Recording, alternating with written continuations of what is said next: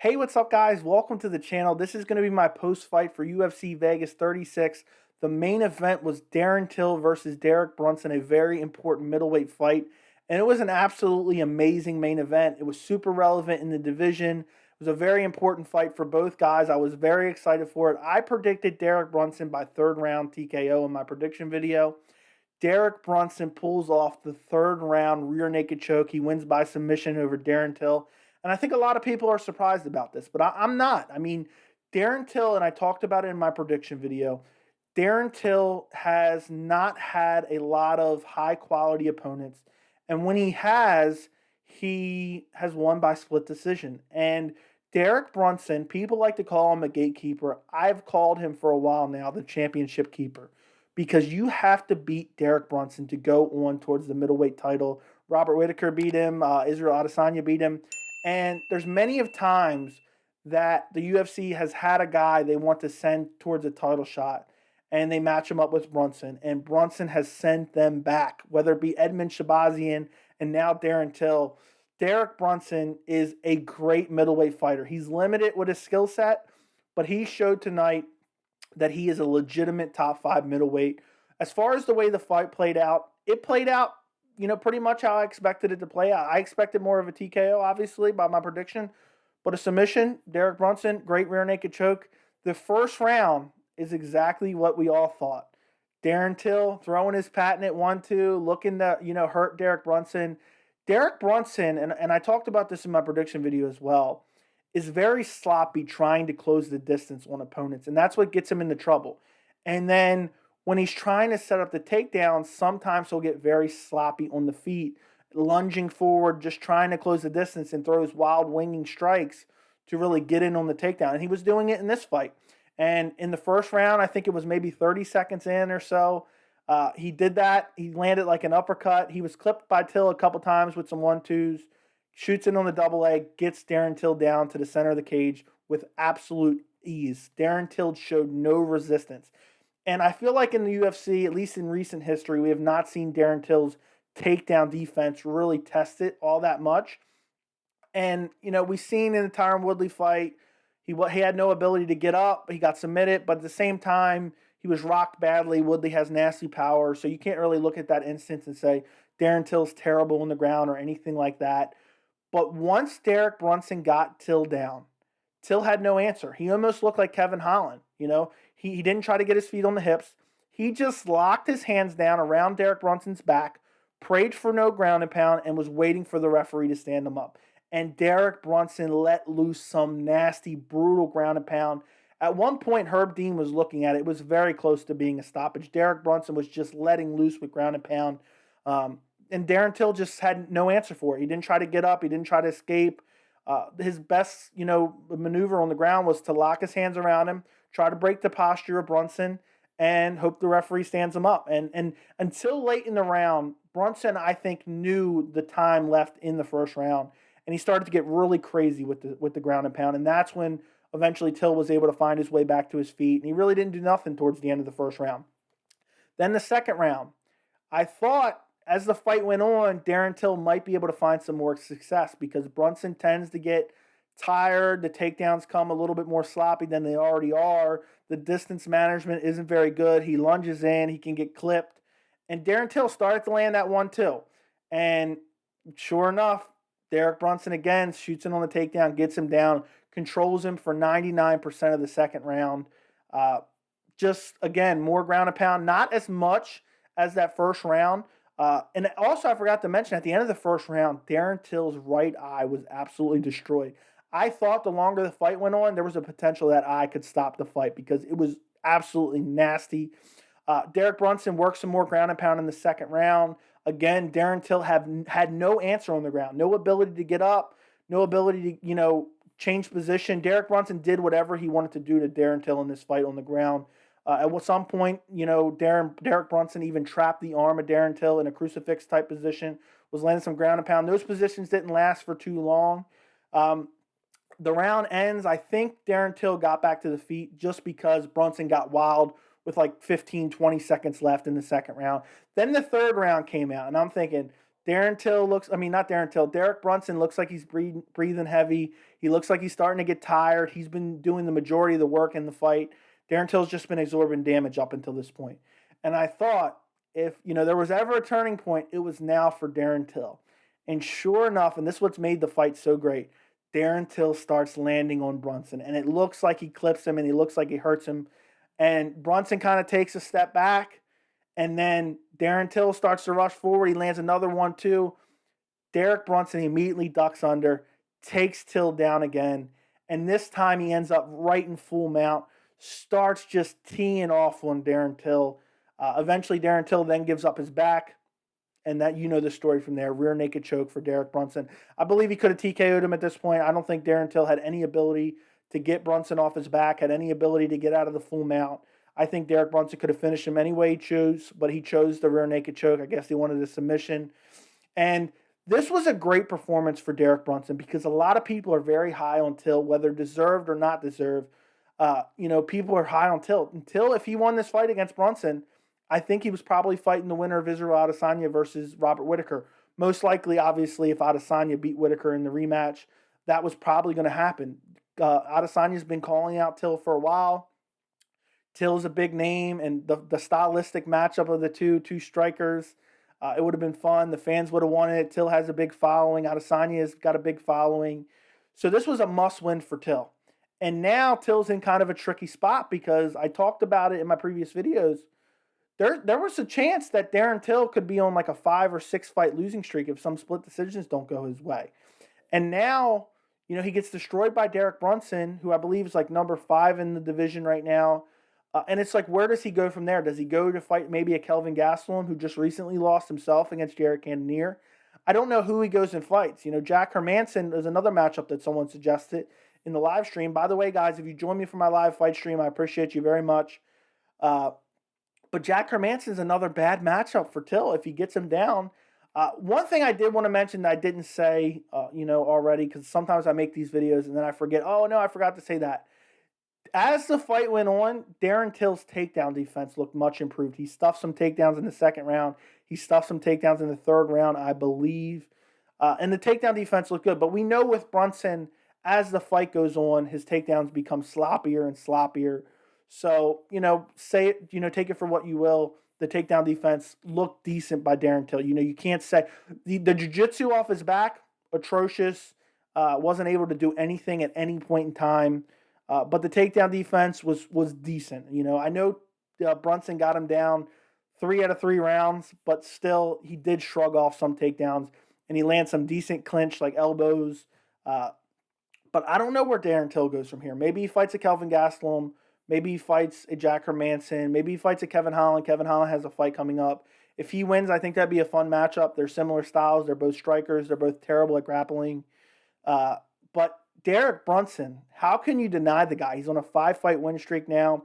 Every time the UFC tries to feed Derek Brunson to another contender, Derek Brunson spits him back out, and he just destroys him. I mean, he did it with Edmund Shabazi, and now he's done it with Darren Till. How can you deny the guy's close to a title shot? Maybe one more win. We could see Derek Brunson versus Jared Cannonier. But Derek Brunson really has to work on his striking. Lunging in and, the management of distance and, the entry on the takedowns, especially as the rounds go on. We've already seen it before, but it's not going to work against Israel Adesanya. People, some people are saying that's the fight they want to see. Brunson's saying he wants his rematch with Adesanya. What happened tonight against Till is not going to work against Adesanya. Adesanya has a little bit better takedown defense than Till, in my opinion, or a much better takedown defense than Till, in my opinion. And his striking is so accurate. He will find the chin, and he also has power, which Till, people act like he has power, but, I mean, who has he finished? The last person he's finished was Donald Cerrone. So Till needs to work on his jiu-jitsu. He needs to work on his takedown defense, even though it wasn't a total loss tonight. Because Derek Brunson, again, I have to mention this. He's one of the best wrestlers, probably the best wrestler in the middleweight division right now. He was able to take down Yoel Romero. So that's how good Derek Brunson is in the wrestling aspect. So, he was able to shrug off some of those takedowns. So at least that's kind of a win for Darren Till. I guess that's a positive in this fight. But just utter destruction. And Derek Brunson does it again. I mean, how many times are we going to count this guy out? I didn't count him out. I did not count him out in this fight, but a lot of people I see were picking Till, saying that Till's going to destroy him. Till's the much better striker, which I agree with. He is the much better striker. But Derek Brunson's just earlier in his career, he would get wild on the feet and he was looking for knockouts. And now he realizes his skill set and he's looking for takedowns. He's looking for ground and pound. After that first round, I knew it was. I was pretty sure it was over for Till. But as the fight goes on, you never know with Brunson. He gets tired, and I'm just. I mean, you can't compliment the performance enough that Derek Brunson was able to go out there and submit Darren Till. Also, you got to kind of remember Darren Till was out for a while, litany of injuries. So, maybe he can bounce back. And because he's a big name, and I don't necessarily believe in this myself, but we know how the UFC works. We know how the fan bases work. If Darren Till's able to come back and get a couple quality wins, maybe 2 quality wins, I think he's right back in line for a title shot. But he has to be able to beat some of these top-ranked opponents, and I don't know right now who I would match him up with where I see a really favorable matchup. Even Kevin Holland, striking against him, that's no guarantee. I would favor Darren Till in that fight, but I don't know how he does. Derek Brunson could fight Jarrett Cannonier next. I think I've already mentioned that. He said he'll wait out for a title shot, though. So I wouldn't mind him getting a title shot. I know it's not the funnest matchup considering we already seen Israel Adesanya destroy him, but it would be it's a deserved fight for Brunson. That's all I can say about it. And I'm all about merit of the title. And the division's kind of bland right now. You have Jarrett Cannonier's on a 1-fight win streak. Costa's fighting Vittori, and Costa's coming off the loss to Adesanya last year. So really, there's no one who deserves a title shot more than Derek Brunson right now. There's nobody in the division. Maybe Luke Rockhold can grab a title shot if he beats Sean Strickland, but I still don't think that should, he should be able to jump over Derek Brunson, who's on a 5-fight win streak, and turning back guys like Edmund Shabazian and Darren Till. So I think that pretty much does it for the main event. Let's talk about some of the rest of the card. I'm not going to spend too much time on it. Tom Aspinall versus Serghei Spivac. A great first round TKO by Aspinall. He just looked like the faster, more athletic fighter. There was a clinch position. He landed a knee, then an over-the-top elbow that just hurt Spivac, cut him open badly, and just dropped him. TKO, followed up, ground and pound, TKO win for Tom Aspinall, who's a great addition to the heavyweight division. And he says he wants to move slowly up the ranks, which I appreciate hearing that honesty. Some guys like to come out and say, I'm the best in the world. He wants a slow rise. He wants to keep fighting incremental increases in skill sets and make his way. He doesn't want to be thrown into the deep end against a Francis Ngannou or a Cyril Gane or any of those guys. He said, I want to just fight someone who's ranked above me, which I respect very much. Let's move on to Alex Morono versus David Zawada. Terrible decision. I thought Zawada won rounds 1 and 3. Morono won round 2. Wasn't the greatest fight. Round 3 was trash. 2 and 1 were pretty competitive back and forth, but I thought Zawada clearly won round 1. Morono really came on strong in round 2. Not the greatest fight, but it was crazy that the judges. The real thing coming out of this fight is it's absolutely crazy that the judges gave it 30-27 for Alex Morono. Zawada definitely won the first round in my opinion. I don't know what these judges are looking at. I really don't get it. It makes absolutely no sense. Let's move down the card to Modestas Bukauskas versus Khalil Rountree. A great fight. Rountree swarms him early, breaks his nose. His nose was crooked. He was bleeding. Then Rountree started to slow down, and he wasn't having the output. Modestas was really just circling around the outside of the cage. Rountree was just pressuring him. After the early onslaught, he really didn't throw too much. Second round came along. Rountree TKOs him in the second round. Right off a jab of Modesta, Khalil Rountree threw the most brutal oblique kick I've ever seen. Just buckles the knee of Modesta, and he just writhes in agony. Herb Dean jumps in, I believe it was, stops the fight. So I think that's the first ever oblique kick stoppage we've seen in the UFC. It was just a nasty, just perfect stomp right on the knee. He probably tore everything in his knee. Supposedly that's what Michael Bisping, the doctor told Michael Bisping, which he said too, and he said in the cage after the fact. Let's move on to the first fight on the main card, which is a fight that I want to spend a little bit of time with, not like the rest of these main card fights, which were kind of interesting. But you had Paddy Pimblett versus Luigi Vendramini, and this was a spectacular fight.